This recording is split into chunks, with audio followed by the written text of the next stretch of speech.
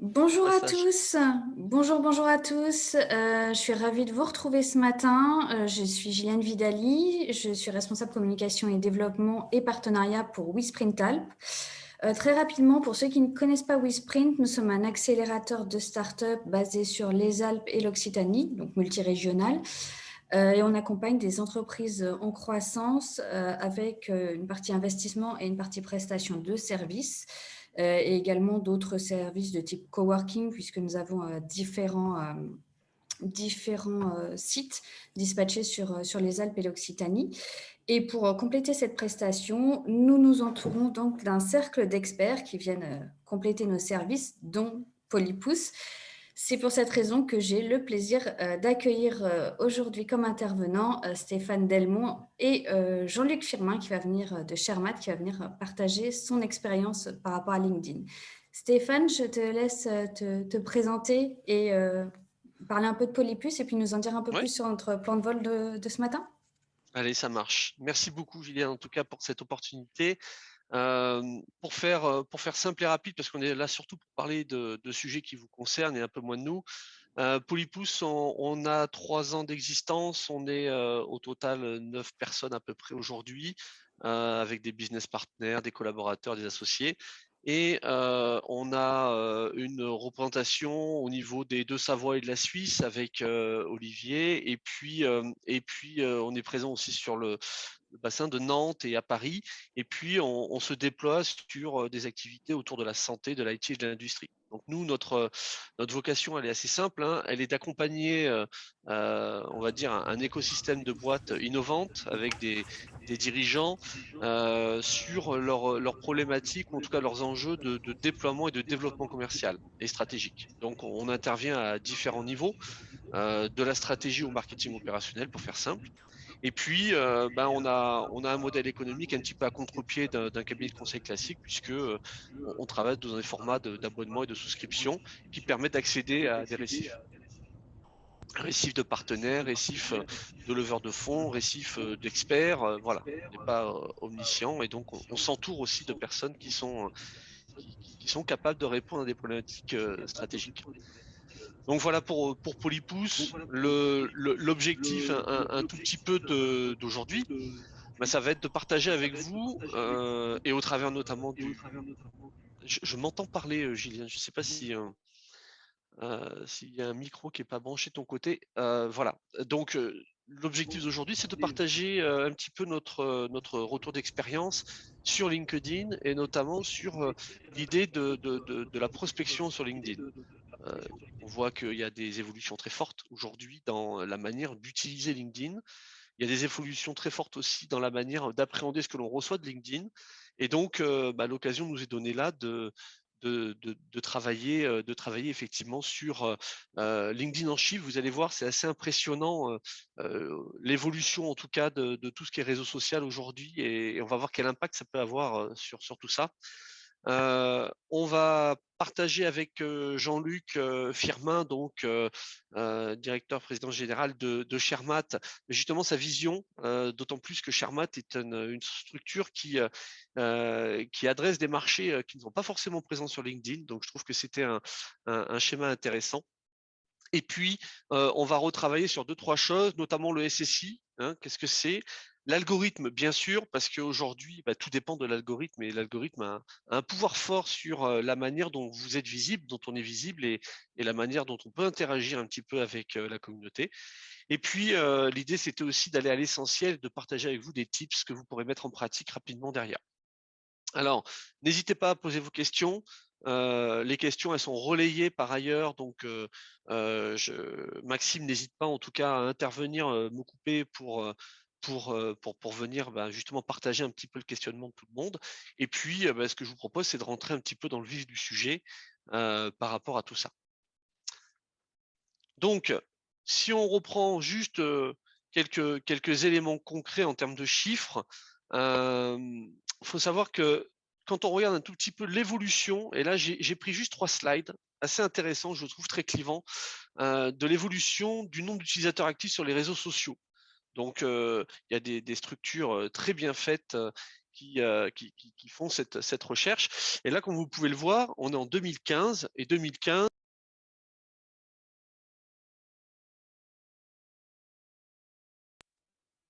2015, c'est Facebook qui prédomine avec quand même des chiffres un petit peu ahurissants, hein, 1,39 milliard d'utilisateurs dans le monde et 26 millions en France. YouTube le colle à la roue, et puis on a Google derrière qui arrive assez fort. Et vous allez voir que il va y avoir un chamboulement en quelques années, puisque si on se projette de 2015 à 2020, on voit que on va dire le schéma a complètement évolué. On retrouve toujours Facebook en leader et en locomotive devant. WhatsApp a fait une énorme évolution, hein, puisque si je reviens ici, on était à 3,9 millions en France, on est passé à 31 millions. Je vous laisse donc voir et calculer l'évolution. Instagram a commencé à percer et on va voir que ça a une importance forte aujourd'hui. Et puis on voit arriver des acteurs qu'on n'avait pas l'habitude de voir. Snapchat monte, LinkedIn est fortement monté aussi. On voit arriver TikTok tout en bas à 6,5 millions et Pinterest. Si on fait, là on est en juillet 2020, si on se contente juste de faire un saut de 1 an, donc en 2021, qu'est-ce qu'on s'aperçoit? On s'aperçoit tout simplement qu'il y a une explosion d'utilisateurs sur TikTok notamment, alors qu'au niveau mondial, ça ne bouge pas tellement, hein, mais la France fait évoluer ses usages. On a donc quand même 9 millions, hein, d'utilisateurs supplémentaires. On se retrouve avec 3 millions supplémentaires sur Instagram, 2 millions supplémentaires sur Snapchat, 2 millions supplémentaires sur Pinterest, et on est à peu près à isopérimètre sur les Facebook, WhatsApp, LinkedIn et Twitter. Euh, LinkedIn, c'est quand même 12 millions de personnes, hein, en France, donc on va voir que ça a un impact. Maintenant, moi, ce que je veux souligner à travers ces trois évolutions, c'est avant tout le fait que l'avènement de TikTok, de Pinterest, d'Instagram et de Snapchat euh, vont créer une évolution de l'usage sur un réseau social comme LinkedIn, qui reste un réseau quand même relativement B2B, hein, soyons clairs. Hein. B2C, on a d'autres éléments. Mais en tout cas, en ce qui concerne LinkedIn plutôt B2B, on voit apparaître trois choses. Alors, je vous ai pris trois exemples complètement disparates. Alors, je fais la part belle à Xavier Varnier, Atelier Héritage Bike, qui est de la région d'Annecy aussi. Eux, ils travaillent beaucoup sur la vidéo. Donc la vidéo, c'était une première évolution, hein. Aujourd'hui, on lisait beaucoup. Maintenant, on aime bien regarder et écouter. Et petite évolution aussi, là qui est plus liée au mode, on va dire, du travail d'aujourd'hui ou à la nomadisation des individus. On s'aperçoit que la vidéo, de plus en plus, on y met un sous-titre en français quand c'est une vidéo en français. Parce que tout simplement, ça permet à l'individu de pouvoir regarder sa vidéo sans forcément mettre le son. Voilà. C'est intéressant, c'est un des nouveaux usages aussi, mais la vidéo fait une très très forte percée à ce niveau-là. Deuxième élément que l'on voit apparaître dans cette évolution, notamment de ce que l'on a à poster sur le réseau social LinkedIn, des photos. Pinterest, Instagram ont, on va dire, vulgarisé un petit peu l'usage de la photo. On est beaucoup dans le visuel, dans le beau, on essaye en tout cas. Et effectivement, ces usages-là arrivent aussi sur la plateforme depuis quelques années. Et puis, dernier élément qu'on voit arriver, c'est la manière dont on écrit.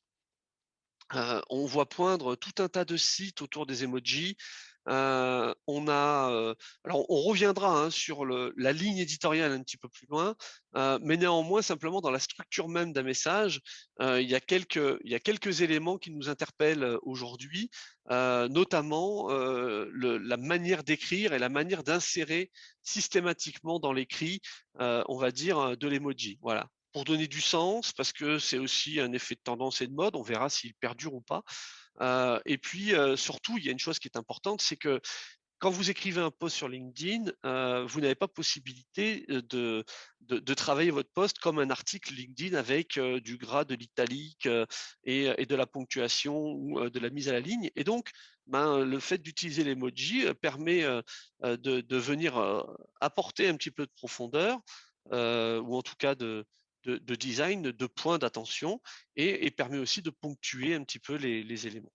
Donc ça veut dire quoi? Ça veut dire que déjà sur LinkedIn, eh bien ça évolue et moi je mets mon billet, mon pari que ça va continuer à évoluer dans le sens de ce qui se passe autour de LinkedIn et qu'aujourd'hui les générations qui sont plutôt sur TikTok, les ados et autres, qui utilisent beaucoup ces réseaux-là, alors il y a une évolution de la tranche d'âge aussi sur ces réseaux, mais néanmoins, auront, une attente bien particulière ou auront un usage de LinkedIn quand ils seront intéressés par la plateforme, qui sera différent que celle que l'on a aujourd'hui, nous, de notre côté. Donc voilà, donc déjà, je trouve que c'est relativement important de statuer sur sur ce premier état de fait. La question qu'on peut se poser et qui est en rapport un petit peu avec le titre aussi, c'est est-ce que les cibles sont sur LinkedIn? Alors, j'ai envie de vous redonner quelques chiffres qu'on avait mis un petit peu en teasing, hein. 12 millions d'utilisateurs actifs, 40 000 décisionnaires qui sont pour la majorité quand même toutes les semaines, beaucoup d'entrepreneurs et de top managers, en tout cas de décideurs, hein, et beaucoup d'actifs parmi ces décideurs. Donc, j'ai envie de vous dire, tout le monde y est presque, hein, sur LinkedIn, notamment en B2B, et c'est un réseau qui aujourd'hui reste quand même dédié à la fois au personal et au professional branding. Alors désolé pour l'anglicisme, c'est hérité du marketing, mais néanmoins, on a trois manières, on va dire trois chiffres qui me semblent intéressants à mettre en perspective. D'abord, c'est que on vient chercher avant tout sur LinkedIn de l'avis, voilà, et si possible de l'avis d'experts pour aller comprendre les dernières tendances dans le secteur d'activité. Donc sous-entendu, je viens pas sur LinkedIn pour recevoir des mails dans lesquels on me demande si je suis intéressé par un produit ou un autre. Il y a quand même encore cette liberté que d'aller travailler sur le pourquoi et de ce que je vais y chercher. Deuxième élément, on a, malgré le fait que le groupe soit un petit peu, on va dire, isolé dans LinkedIn, il n'est plus en front line, vous avez quand même beaucoup de participation dans des groupes. Alors, à vous de savoir si vous êtes membre d'un groupe dans LinkedIn, mais néanmoins, on aime bien ce côté un petit peu communauté, où on va, choisir des sujets et se parler entre nous et échanger entre nous. Voilà. Donc, les groupes existent, hein, je vous montrerai un petit peu comment on peut faire pour les retrouver. Et puis, il y a une troisième tendance aussi, c'est que, la plupart du temps, le trafic vient du mobile. Alors, j'ai envie de dire, ça fait partie du nomadisme, ça fait partie des nouveaux usages. C'est à noter quand même aussi parce qu'avec un mobile, on n'a pas, toute la largeur de l'écran et c'est là où, prend tout son sens le fait d'utiliser de la vidéo, de la photo, de la vidéo sous-titrée, toutes ces choses-là. Donc, on a des usages qui sont en train d'évoluer et fort à parier, encore une fois, que ça va continuer assez rapidement. La question de se poser si vous avez aujourd'hui sur LinkedIn, quel que soit votre secteur d'activité, des contacts potentiels, oui. Maintenant, il y a un paradoxe, c'est que sur LinkedIn, on voit apparaître aussi une certaine dérive. D'abord, le premier élément assez intéressant, quand on vous demande en contact, c'est la rapidité avec laquelle, pour des personnes que vous ne connaissez pas, pour certaines en tout cas, vous vous retrouvez avec un petit message en email qui vous explique que ça serait intéressant qu'on a des synergies, que on vend tel ou tel produit, et que donc ça serait bien qu'on clique sur le Calendly dessous pour pouvoir prendre rendez-vous. Donc j'aurais tendance à dire, moi, informer n'est pas spammer. On verra que donner de l'information, et ça fait partie de mon deuxième tips par rapport à ça, donner de l'information est intéressante parce que les personnes viennent sur LinkedIn pour chercher de l'information. Maintenant, donner de l'information, quel type d'information, pour quel objectif, ça, ce sont des questions qu'il faut se poser avant d'utiliser la plateforme. Je pense que c'est important par rapport à ça, de bien comprendre qu'il faut une intention. Et on a tendance à oublier que derrière tous les usages technologiques, hein, et derrière tout ce qui est digitalisation se cache l'homme avec un grand H. Et je pense que c'est un état d'esprit que d'utiliser ce genre de plateforme avec les outils que l'on a. Nulle envie ici de remettre en question le côté digitalisation des process, mais il est important de savoir que vous parlez à l'homme, entre guillemets, c'est la personne qui se cache derrière, que la personne qui se cache derrière, elle va être d'abord intéressée par un certain nombre de sujets et que c'est à vous d'identifier les sujets qui l'intéressent et à vous de la nourrir. Que l'on soit d'ailleurs dans une logique d'entreprise ou une logique individuelle. Et je pense que c'est là où c'est important informer le réseau, commencer par donner pour pouvoir peut-être un jour recevoir, mais pas forcément l'attendre en retour, et puis considérer que derrière la machine se cache un homme un homme, une femme qui ont des intérêts et des sujets à travailler. Si on part de ces règles d'or, alors on peut commencer à réfléchir à comment j'attaque maintenant et à quoi sert un petit peu cette plateforme. Donc, par rapport à ça, je voulais moi partager en tout cas le retour d'expérience de Jean-Luc Firmin. Euh, je vais laisser Jean-Luc se présenter par rapport à ça et puis on va rentrer un petit peu dans un jeu de questions-réponses tous les deux. Jean-Luc, je te laisse Bonjour, te présenter et puis très nous bien. expliquer peut-être un petit peu ce qu'est Shermat. Et puis, n'hésite pas à me dire à quel moment je slide sur la suite. D'accord? D'accord, très bien. Bon, bonjour à tous. Je suis le fondateur de Shermat, qui est une start-up, donc aurait pu être dans l'accélérateur WeSprint, sauf qu'on est à Nantes, mais les règles sont un peu les mêmes.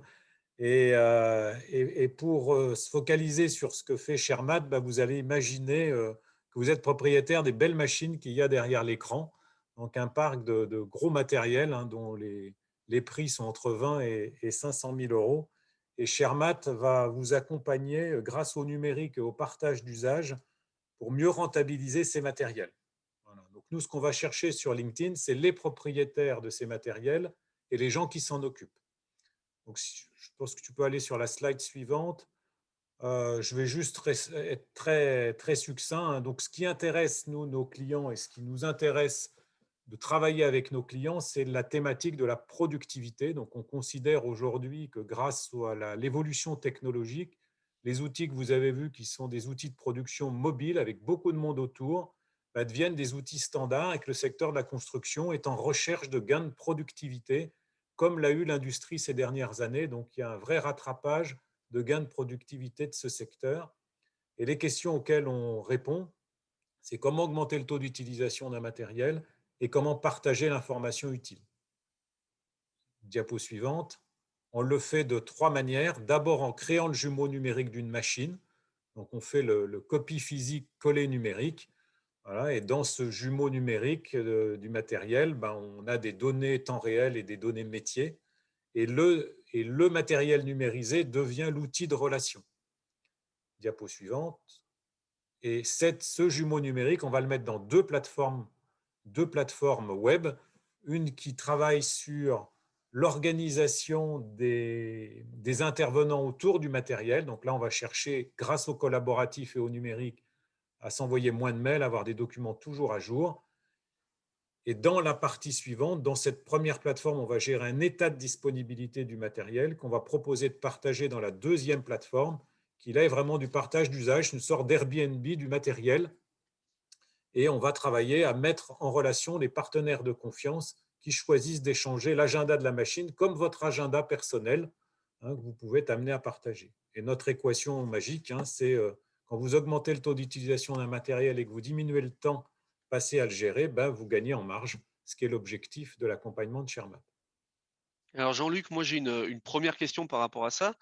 Tu vises et en tout cas tu adresses un marché qui est le marché du PTP et notamment de la location et de la gestion des propriétaires et des concessionnaires. Aujourd'hui, est-ce que ce public-là est présent sur LinkedIn? Parce que le BTP m'a pas l'air très très très présent sur cette plateforme.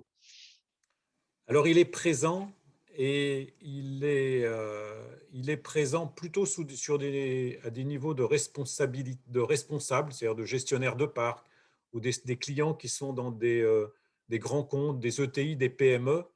On ne trouve pas sur LinkedIn principalement tous ceux qui sont les chauffeurs de ces matériels ou les techniciens qui les entretiennent. Ce sont un public qu'on trouve plutôt sur Facebook. C'est intéressant de voir un peu que nos cibles se sont un peu partagées en fonction des réseaux sociaux, avec des règles un petit peu différentes. Donc nous, sur LinkedIn, ce qu'on va aller chercher plutôt, c'est les décideurs, c'est-à-dire ceux qui ont la responsabilité de gérer ces parcs. Et ceux-là, ils n'y sont pas forcément de manière très active. Et en tout cas, ce public est un public excessivement pragmatique.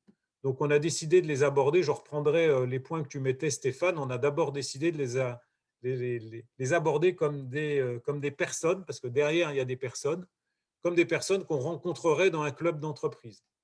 Mmh. D'accord. Et donc, ces gens-là sont-ils actifs de ton point de vue sur LinkedIn et comment, ta perception de comment ils utilisent eux la plateforme? Ils utilisent la plateforme pour rentrer en relation avec d'autres personnes et pour publier de l'information. Il y a une tendance que l'on voit arriver qui reprend ce que tu disais, c'est-à-dire tout le monde des concessionnaires, c'est-à-dire ceux qui vendent ces matériels, aujourd'hui aiment bien et se dotent d'outils où de plus en plus ils ont des séquences vidéo courtes qui met en avant l'arrivée d'une nouvelle machine dans leur gamme ou qui filment aussi l'arrivée d'un matériel chez un client. Mmh. Donc, il y a un vrai partage d'usage aujourd'hui sur LinkedIn, sur mon public cible, de partager l'expérience vécue autour des matériels. Mmh. La partie, la partie, on va dire prospection, pour toi, est-ce que, c'est quelque chose qui est probant sur LinkedIn? Comment tu qualifierais toi la prospection via LinkedIn? Est-ce que tu rentres en frontal avec eux? Qu'est-ce que tu mets en avant de Shermat sur LinkedIn pour que ça fasse un peu mouche? Et après, j'ai vu une question passer, je te la poserai après. D'accord. Donc, sur LinkedIn, on a gardé cette image de dire, bon, donc, on est une équipe de 4 personnes qui sommes actifs sur LinkedIn pour rentrer en contact avec nos prospects.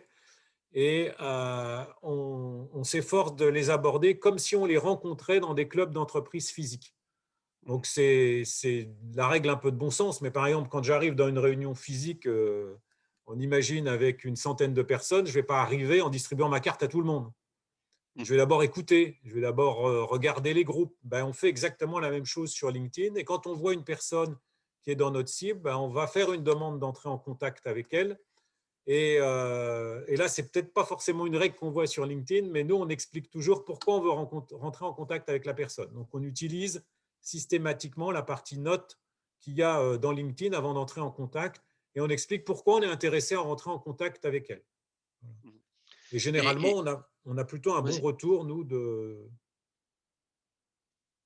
Oui, tu Bon avais une retour par question. rapport à ça, ouais. Ouais. Et donc une question qui a été effectivement, posée par rapport à ça, toi concrètement, tu viens chercher quoi sur LinkedIn en tant qu'entreprise qui quelque part n'est pas forcément, heu, sur un secteur, spécialisé, qui fait écho à cette plateforme? Je vais chercher très précisément d'entrer en relation avec des décideurs d'entreprises que j'ai ciblés. Mmh. Voilà, j'ai à peu près sur LinkedIn, dans ma base d'entreprises qui m'intéressent, j'ai à peu près 10 000 entreprises qui m'intéressent. Donc, je fais des tris. Et quand il y a une entreprise qui m'intéresse, je vais cibler dans LinkedIn qui est présent dans cette entreprise. Mmh. Et je vais définir une stratégie d'entrée en relation avec les contacts. On voit souvent que le contact le plus facile dans une entreprise, c'est le contact commercial. Les commerciaux sont souvent assez friands d'entrer facile en relation. Et puis après, une fois qu'on est en contact avec les commerciaux, on est aussi en contact avec ceux qui s'occupent de gérer globalement les parcs, que ce soit des gestionnaires techniques ou des gestionnaires administratifs, financiers de parcs. Et Oui. puis après, on essaie aussi de rentrer en relation avec les dirigeants. Aujourd'hui, cher Matt, tu as plusieurs collaborateurs dans ton équipe. Oui. Heu, comment vous vous répartissez? D'abord, est-ce que vous vous répartissez? Mais je sais que oui, donc j'ai un peu la réponse dans la question, mais comment vous répartissez justement le rôle de chacun par rapport à cette plateforme? Là encore, on utilise les mêmes règles qu'on utiliserait dans le monde réel, hein. C'est-à-dire que chaque, personne qui est présente sur LinkedIn a un peu une spécificité dans l'équipe et, par exemple, plus à l'aise sur la partie Shermat Fleet ou sur la partie Shermat Community que vous avez derrière. Donc, les entrées en relation qu'on va faire avec les personnes vont aussi être beaucoup ciblées à la compétence et au sujet d'intérêt de chaque personne dans l'équipe. Et moi, je vais plutôt entrer en contact avec les dirigeants d'entreprise et travailler avec eux sur des visions sur comment optimiser globalement leur parc matériel et de leur envoyer les données, les informations que nous, on a sur le partage d'usage dans le secteur du B2B, voilà, qui est un secteur qui est amené à se développer fortement. Et j'explique volontiers à ces dirigeants pourquoi j'ai cette vision et comment je vois qu'elle peut être utile pour leur entreprise. Mhm. Ça veut dire que tu ne rentres pas exclusivement sur le métier de Shermat. Tu vas un petit peu au-delà du métier et tu viens partager aussi ton propre point de vue sur notamment l'économie du partage et des aspects plus sociétaux. Tout à fait, puisque au-delà du produit pur Shermat, on est dans un ensemble plus vaste qui est comment utiliser le numérique et l'économie du partage pour augmenter la productivité, la rentabilité d'une entreprise. Donc nous, on prend un pan de ça et on l'applique au matériel, mais pour un responsable, ça peut aussi l'intéresser sur d'autres secteurs. C'est pour ça qu'on partage aussi les entrées qu'on a sur ce sujet. Moi, je trouve très intéressant, effectivement, et c'est un point, à mon avis, qui n'est pas assez développé quand on regarde un petit peu les postes. C'est très souvent auto-centré. Alors, quand on a 3000 références, ça peut éventuellement se justifier. Néanmoins, être auto-centré, c'est quelque part parler de soi et pas forcément s'intéresser aux autres. Moi, ce que j'aime bien par rapport à l'approche que tu développes avec Charmat, c'est d'aller un petit peu au-delà. L'économie du partage, c'est un vrai enjeu presque sociétal, j'ai envie de dire aujourd'hui, alors qui se décline dans différents domaines, mais je trouve que c'est intéressant. Si toi tu avais quelques conseils à donner, ou en tout cas, oui, quelques recommandations à faire par rapport à LinkedIn, parce que ça reste quand même. Est-ce que c'est chronophage chez toi déjà dans ton activité? Et si tu avais quelques conseils à partager, quelques tips à partager, ça serait lesquels? Alors, chronophage, bah, c'est forcément relatif, hein. Moi, je dois passer à peu près en moyenne une demi-heure par jour sur LinkedIn, voilà, soit pour lire, soit pour entrer en relation avec des personnes, et je le fais de manière continue. Mes équipes, c'est au moins la même chose, et quand ils sont sur une partie prospection, c'est des cycles, c'est des temps d'à peu près une heure. Voilà.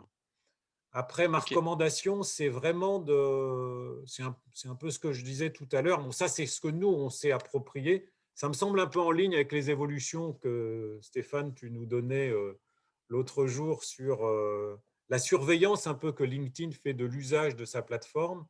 Nous, on a toujours en tête qu'on s'adresse à des personnes. Là, je vais redire un peu ce que tu as dit, mais c'est vraiment clé pour nous. C'est-à-dire, on entre en contact avec des gens, donc on ne perd jamais de vue que nos actions sur LinkedIn sont liées à ça. Et ça, c'est vrai, c'est un peu une de mes recommandations.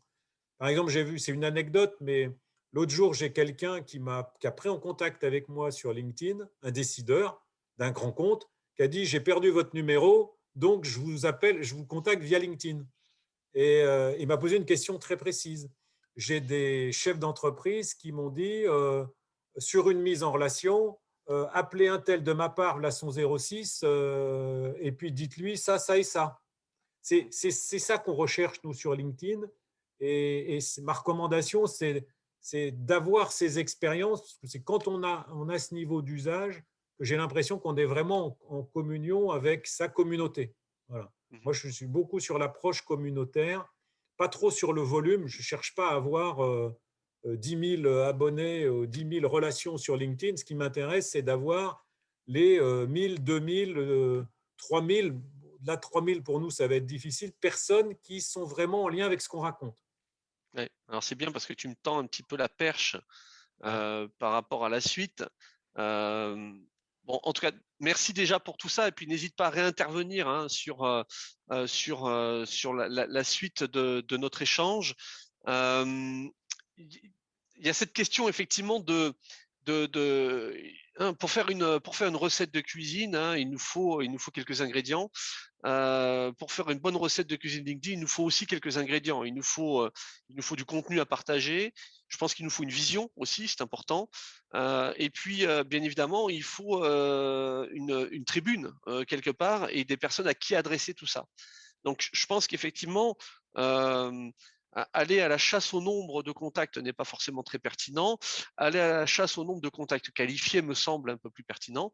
Et à partir de là, on va voir qu'effectivement, pour que votre message soit entendu, c'est quand même mieux d'avoir 1000, 2000, 3000 contacts que d'en avoir que 40, quoi. Et effectivement, il va y avoir, hein, par rapport à ça, une évolution aussi dans l'algorithme de LinkedIn qui va venir vérifier, hein, et quantifier un petit peu tout ça, et ce qui va vous permettre de remonter naturellement vous, vos postes ou votre entreprise dans ces moteurs un petit peu de recherche interne. Quelques éléments justement pour parler de l'algorithme. Il y a un point important, c'est que l'algorithme, lui, je ne vais pas rentrer dans les détails, mais si vous voulez aller plus loin, on pourra reprendre rendez-vous. Mais l'algorithme, lui, il vient regarder le niveau de complétude de votre profil. Donc, ce n'est pas un niveau d'expertise qui vient valider, c'est un niveau de complétude. Et à partir du moment où votre profil il est considéré comme étant complet, alors à partir de là, vous allez pouvoir commencer à exister. Pour pouvoir porter un message, encore faut-il être visible de tous quelque part. Donc, le niveau de complétude, il est sur 5 niveaux, hein, assez difficile d'arriver au niveau de l'expert absolu. Alors, je tiens à dire que pour certains, vous avez sûrement un niveau d'expert absolu dans votre petit macaron LinkedIn. Pour autant, c'est juste un macaron qui n'est pas en lien avec l'algorithme. Juste, je distingue les deux parce que souvent, j'ai eu la question de me dire, mais je comprends pas, j'ai un expert absolu et quand je vois le niveau de complétude, je suis pas au niveau 5. Donc, niveau d'expert absolu, hein, c'est effectivement un profil qui est passé par la complétude du niveau 4, du niveau 3, du niveau 2, du niveau 1. Et donc, l'algorithme, sans rentrer trop dans les détails, il va venir valider un peu tous ces points-là. Il y a une dizaine de points qui viennent, qui vient regarder, et vous avez ou vous n'avez pas. Et à partir de là, vous avez le droit d'exister ou pas. Et donc, ça va de la photo, en passant de la photo de profil, de la photo de bannière, en passant par la manière dont vous vous décrivez, en passant par la manière dont vous résumez un petit peu votre titre et ce que vous faites, voire même, c'est là où on intègre notamment quelques éléments personnels, hein, et quelques éléments corporate. Et on pourrait y revenir peut-être si la question se pose parmi vous après. Hein. Personal branding, c'est moi, c'est mon profil. C'est avec mon adresse mail perso que j'ai créé mon profil LinkedIn. Donc, quid de cette implication qu'il y a entre ma boîte qui me demande de mettre un bandeau à l'effigie de l'entreprise et moi qui gère mon propre profil. Et ça, c'est effectivement des questions qu'il faut se poser au départ pour savoir comment on adhère ou comment on fait adhérer un petit peu ces équipes par rapport à ça. Et puis après, il va venir screener, hein, regarder, étudier la manière dont vous allez compléter un certain nombre de rubriques. Hein. Vous avez compris, LinkedIn aime bien qu'on passe du temps. Donc, plus le profil est complet, plus on passe du temps et plus ça lui plaît, lui. Il aime bien deux choses, LinkedIn. C'est qu'on passe du temps sur LinkedIn. Et la deuxième chose qu'il aime bien, c'est qu'on n'en sorte pas. Et ça, on verra qu'effectivement, quand vous partagez des liens, petit truc et astuce, faites en sorte de partager des liens que vous allez intégrer dans LinkedIn et faites en sorte surtout de ne pas sortir de LinkedIn. Sur la partie, Tanguy, de la question de comment on peut s'assurer que nos posts sont vus, vous allez voir, j'y viens juste après. Donc, il va regarder ce niveau de complétude et puis à partir de là, il va voir si tous les niveaux sont remplis. Et si tous les niveaux sont remplis, alors ça va venir nourrir un certain nombre de choses. Ça va venir nourrir votre visibilité. Ça va venir nourrir aussi votre score SSI. Alors, je ne sais pas si dans l'assistance, là, tout le monde sait ce que c'est qu'un score SSI. N'hésitez pas à taper vos réponses. Hein. Qui connaît le score SSI? Voilà. N'hésitez pas à taper vos réponses dans le chat pour qu'on voit un petit peu. Mais néanmoins, c'est ce qui va vous permettre d'avoir un score de votre niveau de profil et ce qui va vous permettre de ressortir. Donc, voilà un petit peu, hein, je passe assez rapidement là-dessus, mais voilà un petit peu ce que l'on va venir valider. Hein, le côté binaire sur la complétude et puis le côté quantitatif. Voilà, donc le côté quantitatif va se retrouver au niveau du nombre de relations que vous avez, au niveau du nombre d'abonnés que vous avez. D'ailleurs, les deux sont souvent d'ailleurs corrélés. Hein. Aujourd'hui, quand vous avez plus de 500, il y a écrit plus 500. si vous voulez savoir à peu près quel est le nombre de contacts de l'individu que vous allez retrouver, eh bien, intéressez-vous à son nombre d'abonnés. Voilà, et donc regardez son activité, vous verrez le nombre d'abonnés. Et souvent, les deux sont à peu près similaires. Voilà, et puis on va regarder si vous avez donné de la recommandation, si vous en avez reçu. Bref, donc il va y avoir un certain nombre d'éléments comme ça. Et pour moi, c'est le point de départ si vous devez travailler ce réseau social. Partez de votre score SSI actuel, partez de votre nombre de contacts, partez de votre nombre d'abonnés, et puis essayez de voir si vous faites évoluer tout ça. Alors, c'est très bien, Stéphane, Sarah. justement, on en a 3 qui m'ont dit qu'ils le connaissaient et qu'ils savaient ce que Voilà. c'était sur le score Et donc, SSI. et Sarah qui dit, mais qu'est-ce que c'est que ce score? Donc, Kesako, voilà une idée de ce que c'est. Alors, je vais vous le montrer peut-être directement en image. Alors, je ne sais pas si... donc, le score SSI, c'est quoi? C'est un score qui est calculé sur une base 100. Vous l'avez à droite, là. Et ce score-là, il va venir au regard de 4 piliers, il va venir tout simplement valider la qualité de votre profil. Alors, qu'est-ce qu'on y retrouve dans ce score? On va retrouver sur le centre, là, 73 sur 100, là, sur l'exemple que je viens de donner, on va retrouver votre score total sur une base de 100. Et ce score-là, il est décomposé en 4 éléments. Alors, je pense que si je partage, j'aimerais bien avoir la vision de mon écran. Voilà. Si je partage, si je sors de la presse, on va essayer de sortir de la presse. Voilà. Et je vais vous amener sur,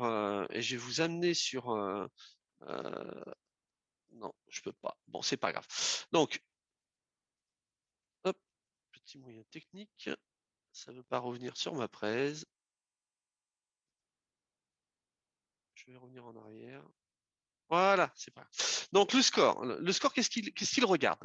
En haut, vous avez le classement, votre classement par rapport au SSI du secteur d'activité que vous avez renseigné. Donc, dans les modalités descriptives, vous avez renseigné votre secteur d'activité. Et par rapport à ça, on va vous dire que le score de 73 sur 100, il fait partie du top X de toutes les personnes qui ont déclaré être dans le même secteur que vous. À côté, vous allez avoir votre ranking par rapport aux personnes qui sont dans votre réseau, donc vos contacts, pour faire simple. Et à partir de là, ils vont prendre les contacts de rang 1 et 2 et ils vont calculer à quel niveau votre score SSI se situe dans la tranche et dans quel top vous êtes. Voilà, donc là pour l'exemple, vous avez un individu qui a un score de 73 sur 100 et qui est dans le top 1 des meilleurs scores de son secteur et dans le top 3, ou en tout cas dans les 3% des meilleurs scores des scores de son réseau. Et il est calculé sur 4 éléments, pour faire simple.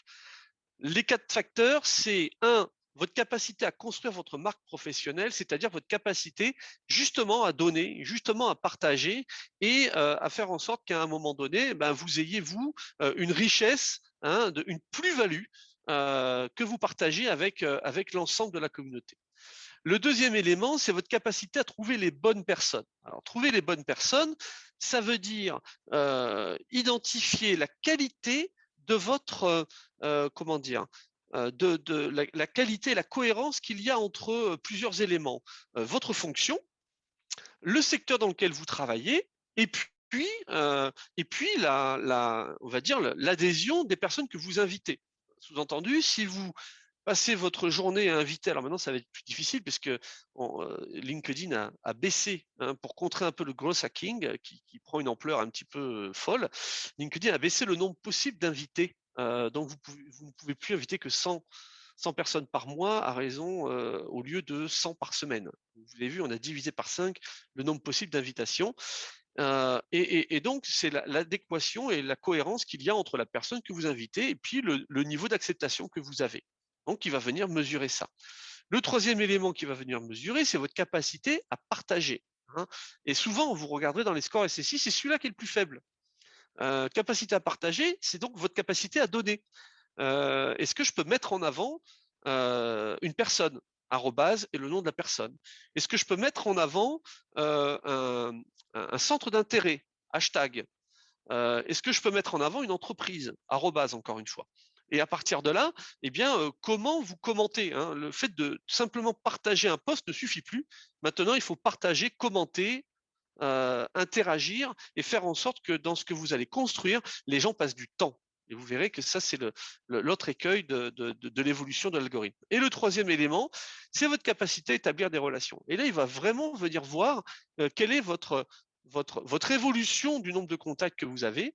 Et là encore, il va venir mesurer aussi l'écart qu'il y a entre le nombre de personnes invitées et le nombre de personnes qui ont accepté votre invitation. Ces 4 éléments, vous allez pouvoir les mettre en perspective avec le score moyen à la fois du secteur, le 19 sur 100 que vous voyez en bas, et le réseau, 42%. Donc ça veut dire que si vous avez 73 et que la moyenne du secteur est à 19, ça veut dire qu'effectivement, vous êtes plutôt dans le haut du panier. Idem pour le 42 versus 73. Donc le score SSI, c'est ça. Moi, je l'utilise beaucoup au démarrage pour dire, voilà l'état de l'art. On a assez peu de KPI sur quelque chose qui est immatériel, de données clés, d'indicateurs de performance. Donc, voilà l'indicateur clé de performance avec lequel je démarre. C'est mon nombre d'abonnés, mon nombre de personnes dans mon réseau et mon score SSI. Et à partir de là, je vais travailler sur mon profil entreprise et corporate. Et puis, je vais voir si ce score-là, il évolue à ce niveau-là. Donc voilà ce que c'est que le score SSI. J'espère que j'ai répondu à la question. Vous pourrez rester plus longtemps, mais c'est compliqué. Alors, vous l'avez compris, je vais encore prendre 5 minutes de parole. Il faut être capable à un moment donné de développer sa communauté de prospects et être capable à un moment donné aussi de travailler à être visible par rapport au poste que vous faites. Donc, rapidement, si vous n'avez pas d'objectif préalable, alors vous ne saurez pas quel type d'action mener, qui doit la mener et dans quelle logique de timing. D'accord? Donc, je dis toujours que LinkedIn et d'une manière générale les réseaux sociaux ou Internet sont incontournables aujourd'hui, mais ne doivent pas être considérés comme une finalité. Alors, vous êtes à Dubaï, vous êtes influenceur et c'est votre finalité. Mais néanmoins, à partir de là, LinkedIn, c'est un moyen comme un autre.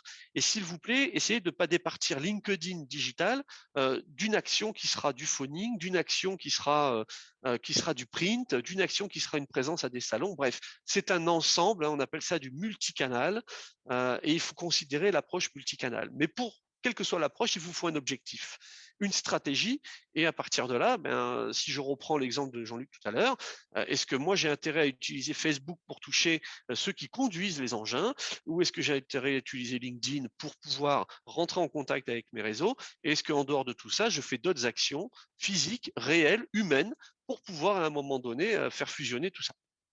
Donc, ayez un objectif, c'est le premier point. Ça, je passe, vous l'aurez dans l'élément, c'est pas là où je vais arriver. Et puis surtout, prenez la parole. Donc, c'est important. Je vais vous montrer une tranche de ce que l'on pourrait réaliser, si vous voulez, dès lors que vous voulez utiliser LinkedIn à bon escient. On part souvent d'une base de données, alors qui est présente ou pas, et l'objectif, c'est d'abord d'enrichir sa base de données. Cet enrichissement, alors, va vous permettre de passer par une phase d'invitation d'un certain nombre de cibles, et à partir de là, vous allez avoir en parallèle une acculturation de votre population. Donc, c'est-à-dire qu'en haut, vous allez avoir des actions que vous allez mener pour pouvoir simplement partager sur votre page entreprise ou autre des articles, de la veille, pas ce qui vous concerne vous, mais ce qui peut-être est susceptible d'intéresser celui que vous ciblez ou celui avec qui vous voulez rentrer en contact. À partir de là, vous allez voir qu'il y a un certain nombre d'outils qui existent. Là, vous en avez un premier, Drop Contact, qui permet de qualifier les mails pro. Et vous allez vous retrouver dans 2 cas de figure. Soit vous avez les contacts et les adresses mail, soit vous ne l'avez pas. À partir du moment où vous l'avez, alors vous pouvez utiliser un deuxième outil, Lemlist, qui est une espèce de funnel de vente que vous allez pouvoir utiliser. Et en parallèle de ça, vous allez pouvoir travailler directement sur LinkedIn et vous allez envoyer de la demande en direct. Et en parallèle de ça, bien évidemment, vous n'allez toujours pas oublier de donner et de reposter quelques posts qui sont dans la logique du premier, qui seront dans la logique du deuxième et du troisième. Troisième étape, bien évidemment, vous pouvez commencer à appeler si vous avez un accord à ce moment-là et rentrer en contact. Et vous pouvez aussi travailler sur ce qu'on appelle des call to action, le CTA que vous voyez là. Et vous allez donner là encore un certain nombre d'éléments, en tout cas laisser en libre accès un certain nombre d'éléments pour que les personnes puissent comprendre ce que vous faites et vos intentions. Et vous pouvez répéter la phase encore 2 fois par rapport à ça, avant d'arriver effectivement à d'autres choses. Donc J+10, J+15, c'est à peu près le timing qu'il vous faut entre une première salve d'informations et une première approche de vos cibles et une deuxième approche. Voilà. Et vous avez comme ça une élongation qui va être sur à peu près 1 mois. Qui va vous permettre après de statuer. Hein, est-ce que le contact il est intéressé ou pas, et qu'est-ce que j'en fais? Et puis derrière, est-ce que c'est utile que j'aille jusqu'à un webinar pour pouvoir développer un petit peu toutes ces questions-là. Voilà, donc c'est juste un schéma comme ça assez simple. Alors dans le temps imparti, c'est difficile de faire plus long, mais ça vous permet d'avoir une vision. Mais je vous passerai tout ça et ça vous permet d'avoir une vision d'un schéma type, hein, d'un tunnel qu'on pourrait imaginer. Dernier élément, l'algorithme aujourd'hui de LinkedIn, et ça c'est pour répondre à la question de Tanguy, il va venir valider 4 points. La qualité du contenu qui va être jugée. Deuxième élément, le niveau d'interaction et d'engagement, et notamment dans les 2 premières heures. Donc j'ai envie de vous dire à vos contacts, hein, quelque part quand vous publiez sur LinkedIn, faites en sorte de faire réagir et interagir vos contacts, vos collaborateurs aussi, dans les 2 premières heures de parution. Pourquoi? Parce que vous allez voir qu'au-delà, votre post ou votre actualité va être fortement réduite en termes de visibilité. Troisième élément qui va venir regarder, c'est votre crédibilité, votre légitimité par rapport à votre poste. Hein. On va chercher quand même un lien. Malgré tout, on reste quand même dans un pays de la data où on aime bien ranger les gens dans les cases. Et on n'aime pas, mais le fait est que l'algorithme, lui, votre avis, ça l'intéresse pas trop. Donc, c'est comme ça qu'il va faire. Et puis, à partir du moment où vous allez remplir un certain nombre de critères, alors il va y avoir un repérage de votre poste par l'équipe rédactionnelle de LinkedIn, et donc vous allez pouvoir passer à d'autres phases. Et ça, je vous l'ai résumé ici. Donc, votre publication en haut apparaît. L'algorithme va qualifier le statut, plutôt statut de poste plutôt qu'un article, d'accord? Il va valider si c'est pas du spam, il va valider si c'est une publication claire et de qualité, il va valider s'il n'y a pas de lien externe. Je vous l'ai dit tout à l'heure, LinkedIn n'aime pas qu'on sorte de LinkedIn. Donc faites en sorte à un moment donné, quand vous partagez des choses, de venir importer vos PDF, de venir importer éventuellement vos photos, de venir importer vos articles. Et si vous devez partager un lien, essayez de voir si le lien n'existe pas ou l'article n'existe pas déjà dans LinkedIn. Et ils adorent ces rétroliens comme ça. Si vous remplissez tous les critères, vous passez à la deuxième phase. Donc le post, il est d'abord montré à certaines de vos relations. Et en fonction de l'interaction qu'il va y avoir, alors, ce qui va se passer, c'est que vous allez marquer des points. 1 point pour une interaction, 2 points s'il y a un commentaire, 3 points s'il est repartagé, et plus de 5 points si tout ça se fait dans un temps limité. Et à partir de là, alors, si vous remplissez encore les critères en termes de scoring, eh bien, soit vous avez beaucoup d'interactions, il est considéré comme étant de qualité, et donc on l'ouvre à tout un tas de contacts supplémentaires, soit il n'est pas considéré comme tel, et à partir de là, il disparaît du fil d'actualité. Donc Tanguy, je pense que ça répond bien à votre question tout à l'heure. Donc il faut jouer sur le temps, sur le niveau d'interaction et sur le timing par rapport à ça. Dernier élément, qu'est-ce qui change? Déjà, on avait une base qui était essentiellement axée sur la typologie d'interaction. Et là, depuis 2021, janvier, LinkedIn a fait évoluer son algorithme, et désormais, malheureusement, c'est le temps.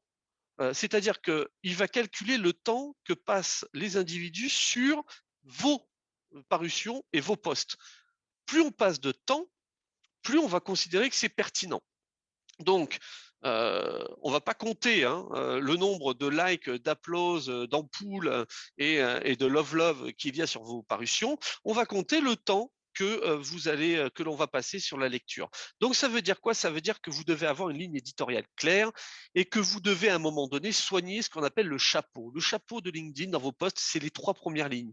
C'est les 3 premières lignes qui apparaissent seulement. Si vous êtes percutant sur ces 3 lignes, on aura envie de cliquer sur voir plus. Si on clique sur voir plus et que le post est intéressant, on ira jusqu'au bout. Et ce temps-là sera décompté, et à partir de là, alors vous serez considéré votre contenu comme étant intéressant. Autre élément, la limitation du nombre de nouvelles invitations. Voilà, donc c'est de 100 par mois à 100 par semaine à 100 par mois. Ça veut dire quoi? Ça veut dire que LinkedIn a pris en compte le fait qu'il y avait beaucoup de spamming, et en tout cas de plus en plus de robots qui allez scorer tout ça. Et donc, à partir de là, ça veut dire que vous allez devoir cibler les personnes que vous invitez. Petite astuce peut-être, c'est que regardez les personnes que vous avez invitées, d'accord, et éliminez les personnes qui n'ont pas répondu et dont l'invitation perdure depuis plus de 3 mois. Vous allez voir déjà que ça va réduire le nombre d'invitations en cours et ça va vous redonner du crédit incitamment à valider, mais on est en train de tester la chose. Et puis, et c'est exactement la même logique, oui Karine, pour les pages d'entreprise, hein, tout à fait. Page entreprise, c'est la même logique. Et d'ailleurs, partez de la page d'entreprise et faites en sorte que tout soit focalisé sur la page entreprise. Donc, si vous avez une page d'entreprise qui publie, ne dites pas à vos collaborateurs, partage ça sur ton réseau. Faites venir tout le monde sur la page entreprise. Faites-les tous collaborer sur la page entreprise. Commentez, likez, interagissez là-dessus. Et moi, j'ai une règle absolue qui est de dire, dans un commentaire, idéalement, il faudrait qu'il y ait une interaction, donc un pouce, un like, un applause, un love, ce que vous voulez. Il faudrait qu'il y ait une deuxième chose qui est un arrobase. Hein, citez dans vos commentaires quelqu'un parce que vous voulez le nourrir à un moment donné et là on verra que vous voulez donner. Et puis peut-être que vous pouvez aussi utiliser le hashtag pour pouvoir à un moment donné mettre en avant, alors avec Jean-Luc on s'amusait à chercher les bons hashtags pour sa boîte, mettre en avant économie du partage, voilà. Mais utiliser les hashtags. Donc la règle c'est une interaction, un commentaire, et dans le commentaire, un arrobase, un hashtag. Et à partir de là, vous verrez que vous allez remonter à un moment donné en visibilité. Privilégiez les liens internes, je ne reviens pas dessus, je vous en ai parlé. Et puis surtout, assurez-vous de ne jamais modifier un post. Pourquoi? Parce que si vous modifiez un post, alors ça vient casser la dynamique et à partir de là, vous ne serez pas indexé à nouveau. Donc, une parution, vous avez droit qu'à un shoot. Et à partir de là, essayez d'être le meilleur possible. Stéphane, il y avait Caroline qui demandait, elle disait qu'elle était étonnée sur les points de partage, qu'elle avait entendu que c'était moins payant que le commentaire. Est-ce que c'est une nouveauté ou est-ce que c'est une évolution? C'est une évolution.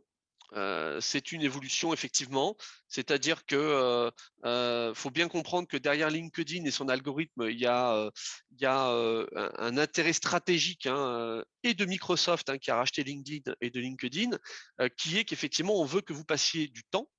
Et on veut quelque part assainir aussi un tout petit peu, si j'ose le terme, assainir un peu la plateforme. Pourquoi? Parce que bien évidemment, on a vu une certaine mécanisation, une certaine automatisation se mettre en place avec des robots, avec des fermes de clics, avec tout ça.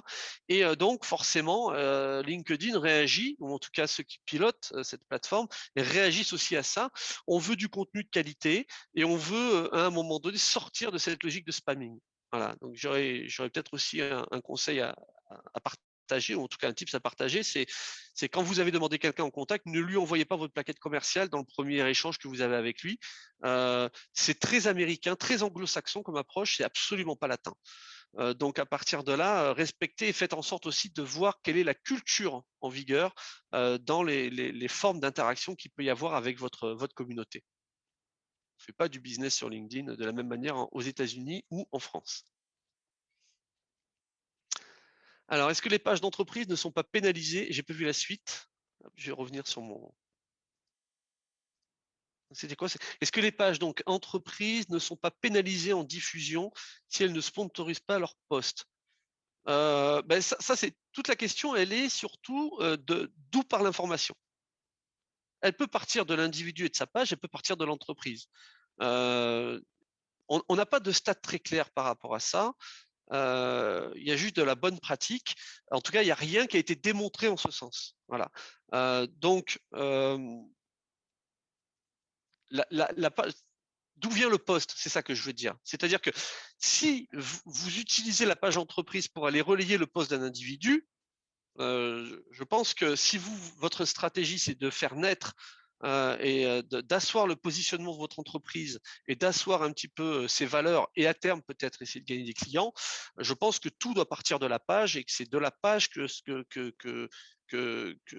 c'est dans la page que résident les éléments. Après, c'est faire en sorte d'être intéressant et de donner à travers cette page entreprise pour que des personnes viennent sur la page et s'abonnent à la page. Voilà, c'est un peu comme ça que ça fonctionne. Après, je ne pense pas sincèrement que les entreprises soient pénalisées par rapport à ça. Maintenant, vous soulevez une vraie question, effectivement, qui est dans la deuxième partie de votre question. Il est évident que derrière LinkedIn se cachent aussi des outils de LinkedIn et que donc, forcément, ces outils-là, on a un Sales Navigator pour n'en citer qu'un, mais effectivement, ils ont intérêt à un moment donné que on vienne sponsoriser les pages et qu'on vienne payer pour qu'elles soient mises en avant ou que leur élément soit mis en avant. Pour autant, j'ai pas la certitude quand même que la pénalité soit avérée, en tout cas. Voilà. Mais je ne demande qu'à creuser la question. Y a-t-il d'autres questions encore? Alors, comment envoyer un post à une liste de personnes? Est-ce possible? Non. À ce stade-là, on n'a pas trouvé encore le bon vieux copier-coller éventuellement, mais non, on n'a pas de possibilité. Après, je vais vous poser une autre question, Tanguy, c'est est-ce que LinkedIn est la bonne plateforme pour pouvoir envoyer de l'information à une liste de personnes? Ce que je veux dire par là, c'est que vous pouvez citer un certain nombre de personnes dans le premier commentaire que vous faites à votre propre post. Je prends l'exemple de Marina, je crois, qui est connectée avec nous. Marina m'a dit, je n'ai pas le lien vers ce webinaire que tu as mis en place avec WeSprint. Donc, ce que j'ai fait, c'est que je suis revenu sur mon post et j'ai été simplement commenter @Marina, peut-être que cela pourrait t'intéresser. À partir de là, elle est venue voir le post. Donc, on peut pas envoyer en masse, en tout cas. Après, la question, c'est quelle stratégie, quelle tactique on met en place pour envoyer tout ça. Est-ce que quelque part un emailing derrière qui stipule que là on a de l'actualité sur le site, c'est pas intéressant. Et puis autre point aussi, si vous êtes administrateur de votre page entreprise, vous pouvez inviter vos réseaux dessus. Alors vous, en tant qu'administrateur de votre page, mais vous pouvez aussi mettre administrateur de cette page entreprise certains de vos collaborateurs qui, eux, vont inviter leur propre réseau à s'abonner à la page. Et c'est important que les gens viennent s'abonner à la page parce que plus vous allez éduquer les personnes à venir sur la page de l'entreprise, plus elles seront enclins à venir interagir avec la page de l'entreprise. Après, à partir de là, ça veut dire aussi que derrière la page de l'entreprise, il va falloir avoir une action ciblée et voire nominale. Voilà. Et comment inviter à s'abonner à la page entreprise? Alors, si j'arrête, je vais arrêter le partage et je vais venir vous montrer ça. Voilà. Et je vais venir repartager un bout de mon écran. Vous allez voir. Je vais venir ici. Je vais repartager. Juste laissez-moi une seconde. Voilà, je vais repartir sur le mien et je vais partager à nouveau mon écran. Il est là. Est-ce que tout le monde voit? Tout le monde voit mon écran. Voilà. Tout le monde voit mon écran. Moi, je vais virer ça. Donc, ici dans votre profil, donc voilà mon profil, par exemple, ce dont on parlait tout à l'heure. Donc dans le profil, vous avez un bandeau, vous avez des photos, vous avez un certain nombre d'intitulés, et vous allez retrouver effectivement votre page entreprise qui est un petit peu plus bas. Elle est là exactement. Voilà. Et ici, vous avez un outil d'administration, là, en haut, là, ce petit bandeau. Et là, vous pouvez inviter des relations. Et à partir de là, vous allez pouvoir donc ça, c'est un blog roll infini, enfin infini tant que vous avez des relations. Et à partir de là, vous allez avoir un nombre de crédits, c'est 100 par mois. Et vous pouvez inviter des personnes à venir liker votre page entreprise. Nous, on a commencé l'exercice il y a à peu près 8 mois, on était à 400 abonnés. Voilà. Donc, on a ce travail-là, on a quelques statistiques ici, effectivement, et on a malgré tout, vous voyez, une évolution. Là, on voit qu'il y a une évolution en ce moment du nombre d'impressions de posts qui est en baisse un petit peu chez tout le monde. Donc, on essaie de comprendre pourquoi. C'est de la data, c'est de l'analyse, tout ça. Mais on pense qu'effectivement, ce côté temps passé a déjà une incidence sur les pages entreprises. Et donc, on est en train de regarder comment on écrit à un moment donné, comment on écrit de manière efficace sur tout ça. Voilà. Et vous voyez bien que c'est les 3 premières lignes ici qui sont visibles. et qu'à partir de là, on va aller chercher. Donc là, c'est de la photo. Là, il y a de la photo. Un peu plus bas, il y a de la vidéo. Un peu plus bas, il y a tout un tas de choses. Voilà. Donc voilà un petit peu quelques éléments qui répondent aussi à votre question. D'autres questions encore? Je regarde l'heure, il est 12h05. On peut encore prendre 1 ou 2 minutes si effectivement il y a d'autres questions, s'il y en a certains qui souhaitent partager peut-être des petits trucs qu'ils ont appliqués sur LinkedIn ou une expérience particulière qu'ils ont eue éventuellement sur laquelle ils voudraient revenir ou qui fait écho à ce que tu as pu dire. Ah, on a une nouvelle. Alors, faut-il demander aux collaborateurs d'adopter une charte corporate? Ah, alors très très bonne question qui revient souvent. Derrière l'entreprise se cachent des individus, mais derrière l'individu se cache l'entreprise. Sous-entendu, ce que j'aurais tendance à dire, moi, par rapport à ça, c'est… alors, attendez, je vais me remettre comme ça sera mieux. Voilà. Vous me voyez là? Voilà. Donc c'est une vraie question. Aujourd'hui, LinkedIn, hein, la plupart du temps, ça reste quand même une plateforme de recrutement. Quoi qu'on en dise. Et un recruteur, que ce soit un cabinet de recrutement ou que ce soit un chef d'entreprise, il va quand même regarder 2 choses sur l'individu. C'est son profil, ce qu'il a fait, bien sûr ses centres d'intérêt et comment aujourd'hui il anime tout ça, mais de plus en plus, il va aussi regarder le comportement, l'attitude. Et à partir de là, j'aurais tendance à dire que celui qui comprend pas que derrière le bandeau de l'entreprise se cache aussi son expertise à lui en tant qu'individu, que candidat de demain, que collaborateur d'aujourd'hui, alors il n'a pas très bien compris quand même le sens de tout cela. Donc j'aurais tendance à dire, on peut pas imposer à une personne, à un collaborateur d'avoir la charte, on va dire, de l'entreprise. Maintenant, je pense que c'est dans l'intérêt de chacun que de faire montre d'un certain engagement et d'une certaine croyance par rapport aux produits que l'on vend ou par rapport à l'entreprise que l'on représente.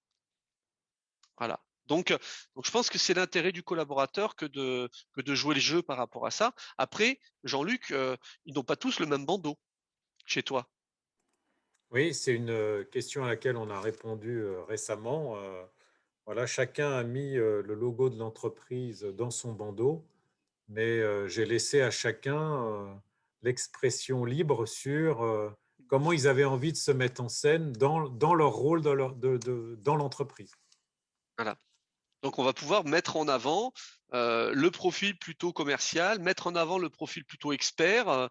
Moi, j'ai des débats hein, avec des boîtes dans lesquelles il n'y a que des ingés. Eux, ils sont plutôt profil GitHub, GitLab, voyez-vous. Hein.